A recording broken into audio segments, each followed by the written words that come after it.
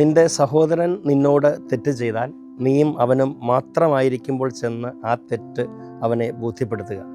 ഇതൊരു കറക്റ്റീവ് മെഷറാണ്, ഒരു വിമർശനമോ വിധി കൽപ്പിക്കലോ അല്ല. എനിക്കും തിരുത്തലുകൾ നൽകാൻ ഇഷ്ടമാണ്. പക്ഷെ പലപ്പോഴും വിലയിരുത്തലുകളേക്കാൾ അത് വിമർശനവും വിധി കൽപ്പിക്കലുമായി മാറാറുണ്ട്. പലപ്പോഴും വീഴ്ചകൾ സംഭവിച്ചു എന്ന കൺക്ലൂഷനിൽ നിന്നാണ് എൻ്റെ ചർച്ചകൾ, വാഗ്വാദങ്ങൾ ആരംഭിക്കുന്നത് തന്നെ.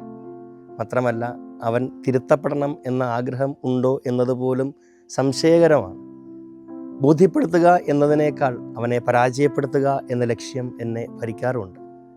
മാത്രമല്ല, ഒരു പേഴ്സൺ ടു പേഴ്സൺ ഇൻ്ററാക്ഷൻ പലപ്പോഴും നടക്കുന്നില്ല.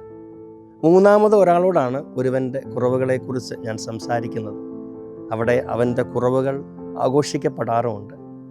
ഓർക്കുക, സൗഖ്യപ്പെടുത്താൻ സാധ്യതയുള്ള തിരുത്തലുകൾ മാത്രം എന്നിൽ ഉണ്ടാകട്ടെ. ആമേൻ.